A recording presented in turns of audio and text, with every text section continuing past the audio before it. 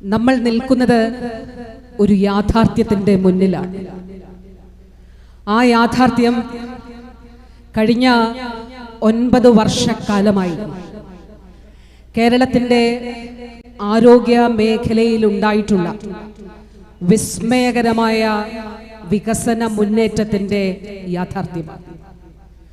ആ യാഥാർത്ഥ്യം കേരളത്തിൻ്റെ ആരോഗ്യ മേഖലയിൽ രോഗത്തിൻ്റെ മുന്നിൽ, രോഗ ചികിത്സയുടെ മുന്നിൽ, അതിന് വരുന്ന ഭീമമായ ചെലവിൻ്റെ മുന്നിൽ നിസ്സഹായരും നിരാലംബരുമായി പോകുന്ന നമ്മുടെ സംസ്ഥാനത്തെ ജനങ്ങളെ ചേർത്തുപിടിച്ച യാഥാർത്ഥ്യമാണ്.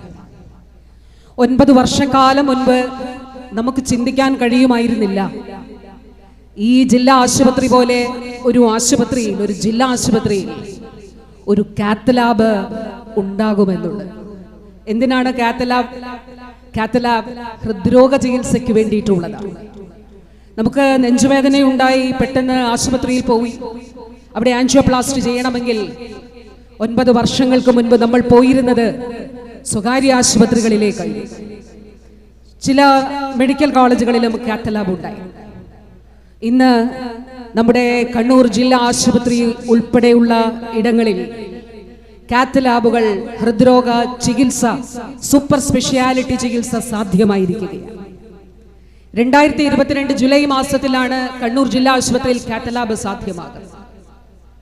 അവിടെ ഇതുവരെ കാരുണ്യ ആരോഗ്യ സുരക്ഷാ പദ്ധതിയിലൂടെ സൗജന്യ ചികിത്സ തേടിയവർ അനേകരാണ്. അവിടെ സംസ്ഥാന സർക്കാർ ആ ചികിത്സയ്ക്ക് വേണ്ടി ചെലവാക്കിയത് 5 കോടി രൂപയാണ്. കാത്ത് ലാബ് സ്ഥാപിച്ച് 8 കോടി രൂപയൊക്കെ അവിടെ നിലനിൽക്കുന്നു. സ്വകാര്യ മേഖലയിൽ ഇതിന്റെ 4ഉം 5ഉം ഇരട്ടി കണക്കാക്കണം. 15 കോടി നമ്മുടെ നാട്ടിലെ ജനങ്ങൾക്ക് ചെലവാകേണ്ടിയിരുന്നിടത്ത്, അല്ലെങ്കിൽ 25 കോടി, 5 ഇരട്ടിയാണെങ്കിൽ, അല്ലെ 4 ഇരട്ടിയാണെങ്കിൽ 20 കോടി സംസ്ഥാന സർക്കാർ സൗജന്യമായി ഹൃദ്രോഗ ചികിത്സ ജില്ലാ ആശുപത്രികളിൽ സാധ്യമാണ്. 9 വർഷം മുൻപ് നമ്മുടെ ജില്ലാ ആശുപത്രിയിൽ ക്യാൻസർ ചികിത്സ ഉണ്ടായിരുന്നില്ല. നമ്മുടെ ഇവിടെ ഈ വശത്ത് സ്ഥിതി ചെയ്യുന്ന കിഫ്ബിയിലൂടെ 61.7 കോടി രൂപ ചെലവഴിച്ച് നിർമ്മിച്ച അതിമനോഹരമായ ഈ ബിൽഡിംഗിൽ ഈ സൂപ്പർ സ്പെഷ്യാലിറ്റി സേവനങ്ങളെല്ലാം ലഭ്യമാക്കിയിട്ടുണ്ട്. ഓങ്കോളജിയും കാർഡിയോളജിയും ഉൾപ്പെടെയുള്ളവ സംസ്ഥാന സർക്കാരിന്റെ ക്യാൻസർ പ്രതിരോധ ക്യാമ്പയിന്റെ ഭാഗമായി ഇവിടെ മാമോഗ്രാം ഉൾപ്പെടെയുള്ള സൗകര്യങ്ങൾ ക്രമീകരിച്ചിട്ടുണ്ട്.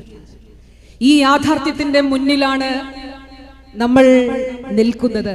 ആരോഗ്യ കേന്ദ്രങ്ങളെ, ആശുപത്രികളെ ജനസൗഹൃദവും ജനകീയവുമാക്കുക, രോഗത്തിന് മുന്നിൽ നിസ്സഹായരായി പോകുന്നവരെ ചേർത്ത് പിടിക്കുക, ഈ ലക്ഷ്യങ്ങളോടെയാണ് നമ്മൾ ആർദ്രം മിഷൻ 9 വർഷം മുൻപ് ആരംഭിച്ചിട്ടുള്ളത്. അടിസ്ഥാന സൗകര്യ വികസന മേഖലയിൽ മാത്രം കിഫ്ബിയിലൂടെ 10,000 കോടി രൂപ ഈ കാലഘട്ടത്തിൽ കേരളത്തിൽ അങ്ങോളം ഇങ്ങോളം, തിരുവനന്തപുരം മുതൽ കാസർഗോഡ് വരെ എല്ലാ ആശുപത്രികൾക്കും, ഇതേപോലെ കണ്ണൂർ പോലെ മറ്റ് 13 ജില്ലകളിലും അത് സാധ്യമാക്കിയിട്ടുണ്ട്. 9 വർഷം മുൻപ് നമ്മുടെ സംസ്ഥാനത്ത് 12 താലൂക്ക് ആശുപത്രികളിൽ മാത്രമാണ് ഡയാലിസിസ് ചെയ്തിരുന്നത്. ബഹുമാനപ്പെട്ട മുഖ്യമന്ത്രി ആർദ്രത്തിലൂടെ ആരോഗ്യ വകുപ്പിന് നൽകിയ നിർദ്ദേശം ഇത് നടപ്പിലാക്കുമ്പോൾ സ്പെഷ്യാലിറ്റി ചികിത്സകൾ താലൂക്ക് തലം മുതൽ നമുക്ക് ആരംഭിക്കണം. ഇന്ന് നമ്മൾ സംസാരിക്കുമ്പോൾ സംസ്ഥാനത്തെ 116 താലൂക്ക് ആശുപത്രികളിൽ ഡയാലിസിസ് സൗകര്യം നമുക്ക് ഏർപ്പെടുത്താനായിട്ട് കഴിഞ്ഞു. ഇനി ചുരുക്കം ചില താലൂക്ക് ആശുപത്രികൾ മാത്രമാണ് ശേഷിക്കുന്നത്. അത് ഡിസംബറോടുകൂടി സാധ്യമാക്കാനായിട്ട് നമുക്ക് കഴിയും. അതോടൊപ്പം ഞാൻ നേരത്തെ പറഞ്ഞതുപോലെ ഇടുക്കി ജില്ലയിൽ ഒഴികെ എല്ലാ ജില്ലകളിലും കാത്ത് ലാബുകൾ സാധ്യമാക്കാനായിട്ട് കഴിഞ്ഞു. ഇപ്പോൾ നാഷണൽ സ്റ്റാറ്റിസ്റ്റിക്കൽ സർവേ ഓഫീസ് കേന്ദ്രത്തിന്റെ സർവേയാണ്. ആ സർവേ നമ്മുടെ ഫോണിൽ ഇന്റർനെറ്റ് ഉണ്ടെങ്കിൽ ഒന്ന് സെർച്ച് ചെയ്താൽ കാണാം. 2024 പ്രസിദ്ധീകരിച്ച ഒരു റിപ്പോർട്ടുണ്ട്. ഒരു ചോദ്യമുണ്ടല്ലോ, ആ ചോദ്യം ഇത്തരത്തിൽ ആശുപത്രികളിൽ പുതിയ ആധുനിക നിർമ്മാണ പ്രവർത്തനങ്ങൾ, പുതിയ ചികിത്സാ സൗകര്യങ്ങൾ, കരൾ മാറ്റിവെക്കൽ ശസ്ത്രക്രിയ ഉൾപ്പെടെ മെഡിക്കൽ കോളേജിൽ സൗജന്യമായി നടത്തുന്നു. പുറത്ത് 40-45 ലക്ഷം രൂപ വരുന്നതാണ്. നമ്മുടെ മലബാർ ക്യാൻസർ സെന്ററിൽ അവിടെയും കോടിക്കണക്കിന് രൂപയുടെ നിർമ്മാണ പ്രവർത്തനങ്ങൾ. അടുത്തിടെ ബഹുമാനപ്പെട്ട മുഖ്യമന്ത്രി അവിടെ വലിയൊരു ബ്ലോക്ക് ഉദ്ഘാടനം ചെയ്തിരുന്നു. അപ്പോൾ മലബാർ ക്യാൻസർ സെന്ററിൽ ഉൾപ്പെടെ പുറത്ത് 15-20 ലക്ഷം രൂപ ചെലവ് വരുന്ന മജ്ജ മാറ്റിവെക്കൽ ശസ്ത്രക്രിയ സൗജന്യമായി നടക്കുന്നു. ഉയരുന്ന ചോദ്യം, ഇതെങ്ങനെ നമ്മുടെ ജനങ്ങൾക്ക് അല്ലെങ്കിൽ പൊതുജനാരോഗ്യ രംഗത്ത് ആരോഗ്യരംഗത്ത് എന്ത് മാറ്റമുണ്ടാക്കി?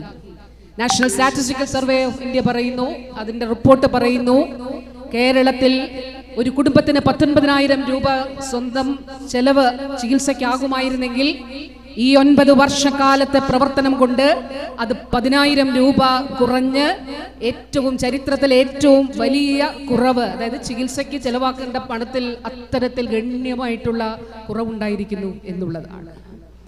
കേന്ദ്ര സർക്കാർ കഴിഞ്ഞ 3 വർഷമായി ഏറ്റവും കൂടുതൽ സൗജന്യ ചികിത്സ നൽകുന്ന സംസ്ഥാനത്തിനുള്ള പുരസ്കാരം നൽകുന്നത് കേരളത്തിനാണ്. അത് വെറുതെ നൽകുന്നതല്ല.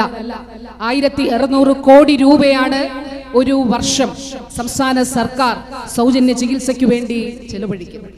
എൻ്റെ പ്രിയപ്പെട്ടവരെ, നമ്മുടെ ലക്ഷ്യം ഒന്നേ ഉള്ളൂ. അത് ഞാൻ പറഞ്ഞതാണ്. ആ ലക്ഷ്യം, രോഗത്തിന്റെ മുന്നിൽ ഒരാളും നിസ്സഹായരായി പോകാൻ പാടില്ല. എനിക്ക് പണമില്ലാത്തതിന്റെ പേരിൽ എനിക്ക് ചികിത്സ നിഷേധിക്കപ്പെടാൻ പാടില്ല. അതുകൊണ്ടാണ് ഈ ചികിത്സകൾ, ഒരു കാലത്ത് സ്വകാര്യ മേഖലയിൽ ലഭ്യമായിരുന്ന ചികിത്സകൾ ഇന്ന് കേരളത്തിൽ സർക്കാർ ആശുപത്രികളിൽ നമുക്ക് ലഭ്യമാക്കാൻ കഴിയുന്നത്. മെഡിക്കൽ വിദ്യാഭ്യാസ മേഖലയിലും ഈ മാറ്റം ഉണ്ടായിട്ടുണ്ട്. 491 നഴ്സിംഗ് സീറ്റുകളിൽ നിന്ന് 1,300-ലധികം സർക്കാർ മേഖലയിൽ മാത്രം, സർക്കാർ ഇതര മേഖലയിൽ 15 പുതിയ നഴ്സിംഗ് കോളേജുകൾ തുറന്നു. 2 പുതിയ മെഡിക്കൽ കോളേജുകൾ ഈ കാലഘട്ടത്തിൽ തുടങ്ങാനായിട്ട് നമുക്ക് സാധിച്ചു. ഇനി 2 മെഡിക്കൽ കോളേജുകളുടെ ഏതാണ്ട് അപ്രൂവലിലേക്ക് വരികയാണ്. ഏറ്റവും അധികം തസ്തികകൾ സൃഷ്ടിച്ച കാലഘട്ടം കൂടിയാണ് ഇത് എന്ന് പറയുമ്പോൾ ഒരു കാര്യം പറഞ്ഞുകൊണ്ട് ഞാൻ എൻ്റെ വാക്കുകൾ അവസാനിപ്പിക്കുകയാണ്. ഈ യാഥാർത്ഥ്യം ഒരാൾക്കും മറച്ചുവെക്കാൻ കഴിയുകയില്ല. കേരളത്തിൽ സർക്കാർ ആരോഗ്യ മേഖലയെ ആക്രമിക്കുന്നവർക്ക്, ചിലർ ആക്രമിക്കുന്നുണ്ട്, അങ്ങനെ ആക്രമിക്കുന്നവർക്ക് അവർക്ക് നിശ്ചിതമായിട്ടുള്ള അജണ്ടകളുണ്ട്. ആസൂത്രിതമായിട്ടുള്ള അങ്ങനെയുള്ള ആക്രമണങ്ങൾക്ക് മുന്നിൽ കേരളത്തിന്റെ ആരോഗ്യ മേഖല തകർന്നു പോകില്ല. കൈകൾ ചേർത്ത് പിടിച്ചുകൊണ്ട് ബഹുമാനപ്പെട്ട മുഖ്യമന്ത്രിയുടെ നേതൃത്വത്തിൽ ഈ സർക്കാർ, ആരോഗ്യ പ്രവർത്തകർ, പൊതുസമൂഹം, തദ്ദേശ സ്ഥാപനങ്ങൾ ഉൾപ്പെടെയുള്ളവർ, പൊതുസമൂഹം നമ്മുടെ ആരോഗ്യ മേഖലയെ സംരക്ഷിക്കും. കൂടുതൽ കരുത്തോടുകൂടി നമ്മൾ മുന്നോട്ട് പോകും. കേരളത്തിന്റെ ചരിത്രം പരിശോധിച്ചാൽ ആരോഗ്യ മേഖലയിൽ ഇത്രയും അധികം മാറ്റങ്ങൾ നടന്നിട്ടുള്ള ഒരു കാലഘട്ടം ഉണ്ടായിട്ടില്ല എന്നുള്ളത് നമ്മുടെ വസ്തുതയാണ്. അതുകൊണ്ട് ആക്രമണങ്ങൾക്കും അധിക്ഷേപങ്ങൾക്കുമുള്ള നമ്മുടെ മറുപടി ഈ വികസന പ്രവർത്തനങ്ങളാണ്. ജനങ്ങളെ ചേർത്ത് പിടിച്ചുകൊണ്ടുള്ള ഇടപെടലാണ്.